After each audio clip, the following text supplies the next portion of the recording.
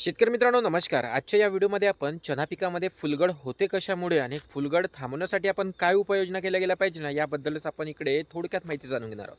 कारण सध्याच्या कंडिशनचा विचार केला ना तर बऱ्याचशा शेतकऱ्यांचं चना पीक, हरभरा पीक हे सध्या चांगल्या फुल अवस्थेत आहे ना अशातच त्यांना फुलांची गळती मोठ्या प्रमाणात दिसते. त्याचं मुख्य कारण काय आहे ते कारण सुद्धा आपण इकडे झटपट जाणून घेऊया. त्यावर आपण काय उपाययोजना करू शकतो तेही स्वस्त ते सुद्धा आपण आजच्या व्हिडिओमध्ये पाहणार आहोत. म्हणून व्हिडिओ नक्की शेवटपर्यंत बघा.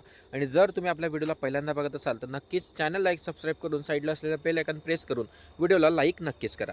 तर मित्रांनो बऱ्याचशा शेतकऱ्यांचं चना पीक सध्या चांगल्या पद्धतीनं फुल अवस्थेत आहे. अशातच चना पिकाच्या फुलांची काळजी घेणं हे एक मुख्य काम आपल्याला करायचं आहे. तर त्यातच बऱ्याचशा शेतकरी काय करत असतात ना जे पहिली चूक करत असतात किंवा फुलगड होण्याचं पहिलं कारण आपण इकडे जाणून घेणार आहोत की अशा कंडिशनमध्ये ते हरभरा किंवा चना पिकाला पाणी व्यवस्थापन करत असतात. तर शेतकरी मित्रांनो एक गोष्ट नक्कीच लक्षात ठेवा की ज्यावेळेस तुमचं पीक चांगल्या पद्धतीनं फुल अवस्थेत असेल, चांगल्या पद्धतीनं फुलं जर काढत असेल ना अशातच तुम्हाला पाणी व्यवस्थापन करणं 100% तिकडं टाळायचं आहे. पाणी व्यवस्थापन जास्त फुलामध्ये करायचं नाही आहे. ज्यावेळेस चना पिकाला एकट दुक्कट फुलं दिसत असतात त्यावेळेसच तुम्ही हरभरा किंवा चना पिकाला पाणी व्यवस्थापन करू शकता.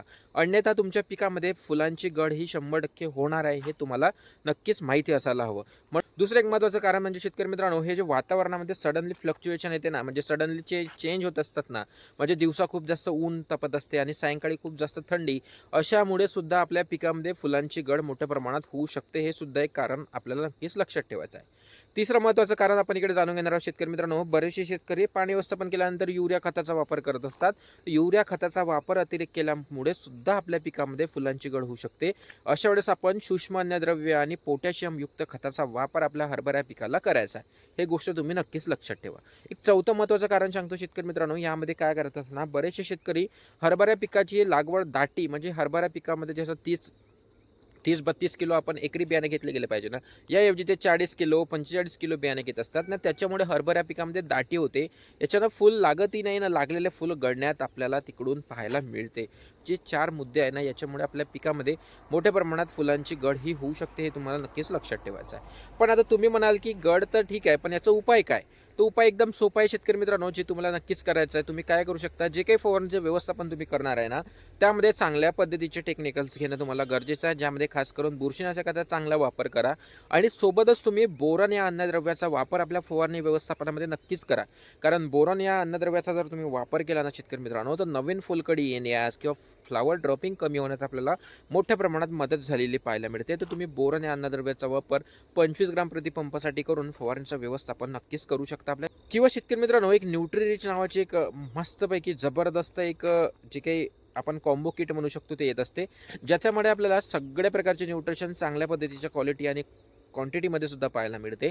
त्याचा वापर तुम्ही हमखास करू शकता. न्यूट्रिरिच कॉम्बीचा वापर जर तुम्ही केला ना तर तुमच्या पिकामध्ये जे काही दुय्यम अन्नद्रव्याची कमतरता असो किंवा जे काही सूक्ष्म अन्नद्रव्याची कमतरता असो ते भरून काढल्या जाते आणि चांगल्या पद्धतीने आपल्या चना या पिकामध्ये फुलांची संख्या समोर आपल्याला दिसते आणि गड सुद्धा कमी झालेली आपल्याला पाहायला मिळू शकते. तर या गोष्टी तुम्हाला नक्कीच लक्षात ठेवायचं आहे. सेपरेट जर तुम्ही बोरॉन करत असाल ते सुद्धा चांगली गोष्ट आहे आणि जर तुम्ही कॉम्बिनेशनमध्ये म्हणजे जसं न्यूट्रिरिच कॉम्बी किंवा इतरत्र जे काही चिलेटेड फॉर्ममध्ये मायक्रोन्यूट्रिएंट मिक्समध्ये येत असतात ना त्याचा वापर तुम्ही इकडे करून चांगल्या पद्धतीनं आपल्या चना या पिकामध्ये फुलांची संख्या वाढवू शकता किंवा ड्रॉपिंग कमी करू शकता.